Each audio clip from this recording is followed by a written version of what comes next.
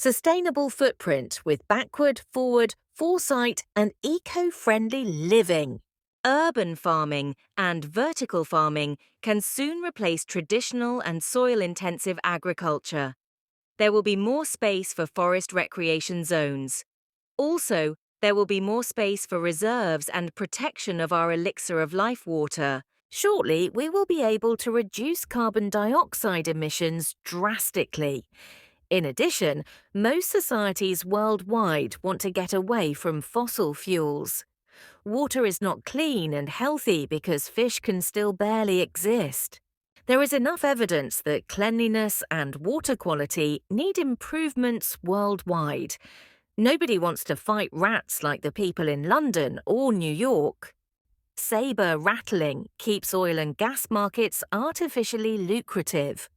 In the packaging sector, oil can already be replaced by many substitutes. Oil substitutes are also feasible in other areas. The price is decisive. The glass price could be lowered if the focus was placed more on glass packaging. The fact is that next to production and globalization, the markets must be addressed. Steering is the issue. Too much control often means a progressive reduction in prosperity. Society's representatives, such as journalists and politicians, do not desire this. Declining prosperity reduces options, opportunities, perspectives, and above all, guarantees of security. A flourishing economy is in everyone's interest. Instead, the question arises on the type and form of economy.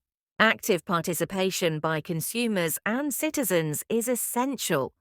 Nobody wants more sick people due to the wrong diet. Most want to focus on more healthy nutrients, proteins, and fats. Healthy nutrition is not a question of budget or taste. Instead, the problem lies in marketing and its influence. Low-sugar products with the sweetener aspartame are often big sellers, unfortunately to the detriment of humanity. Aspartame has been proven to be more harmful than sugar in original products. Tobacco and sugar substitute industries claim more lives than the global war effort. In third place comes modern medicine, right after cancer and other societal diseases such as cardiovascular disease. Affiliated insurance schemes consider this to be the leading cause of death. Legal protection insurance does not promote the rule of law. Much more, social achievements are even being ignored. Compliant doctors and lawyers are systematically favoured. This is supposed to save costs for the benefit of economic leaders. Only a few can enrich themselves at the expense of the majority. Citizens are thus instructed to consume and work more and more. So it is good if many people find ways to confront the IT systems and control mechanisms critically. The state economy is not a solution.